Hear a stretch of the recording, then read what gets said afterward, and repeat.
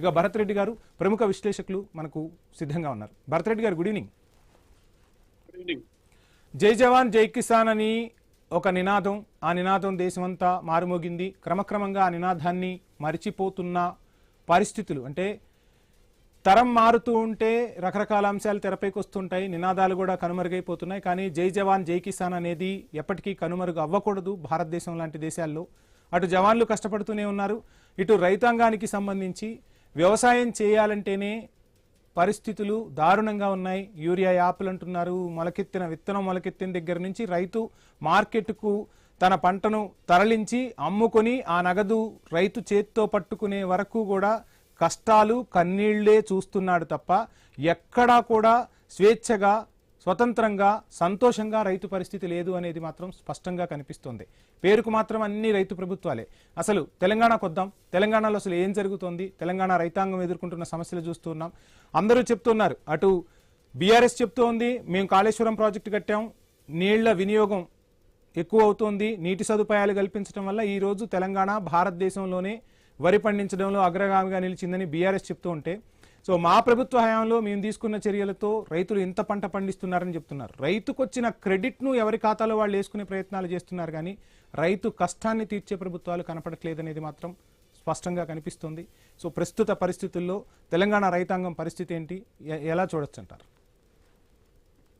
మీరు చెప్పినట్టుగా జై జవాన్ జై కిసాన్ కి జై విజ్ఞాన్ కూడా యాడ్ చేయడం జరిగింది గత ప్రభుత్వాలు. అయితే అయినప్పటికీ విజ్ఞానాన్ని వాటికి జోడించినట్టయితే రైతులకు మరింతగా వృద్ధి జరిగేది. ఎక్కడ కూడా రైతులకు విజ్ఞానాన్ని జోడించలేదు.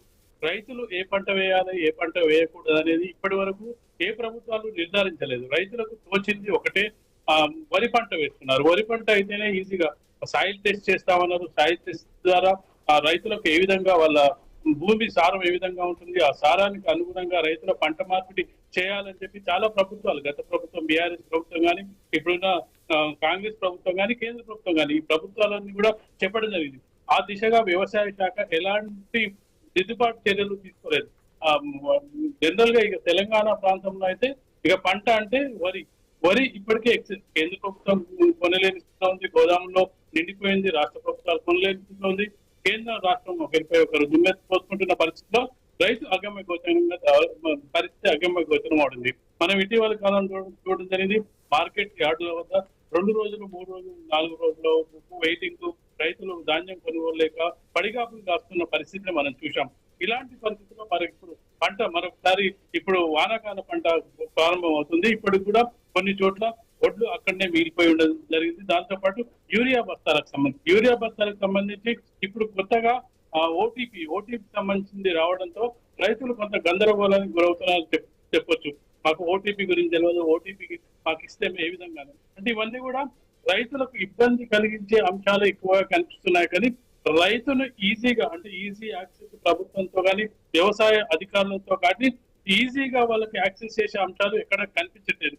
యూరియా కొనాలన్న ఇబ్బంది, పంటను ఓట్లు అమ్ముకున్న తర్వాత ఓటీపీ వచ్చిన తర్వాత ఆ డబ్బులు చేతికి అందాలన్న పరిస్థితి. అంటే పంట పెట్టినప్పటి నుంచి డబ్బులు చేతికి వచ్చేంత వరకు ఎక్కడ కూడా రైతుకు కొంత కూడా సౌలభ్యం లేదని చెప్పొచ్చు. ప్రధాన కారణం ఏంటంటే రైతుల పట్ల ఎన్ని హామీలు ఇస్తున్నప్పటికీ, ప్రభుత్వాలు ఎన్ని విషయాలు చెప్తున్నప్పటికీ, పార్టీలు ఎన్ని విషయాలు చెప్తున్నప్పటికీ రైతుల పట్ల కొంత నిర్లక్ష్య భావన ఉందని చెప్పొచ్చు. రైతే రాజు, రైతే అని చెప్తున్నప్పటికీ రైతును రాజుగా చేస్తామని చెప్తున్న ప్రభుత్వాలు ఇప్పటి వరకు ఎక్కడా రాజుగా చేయలేదని చెప్పొచ్చు.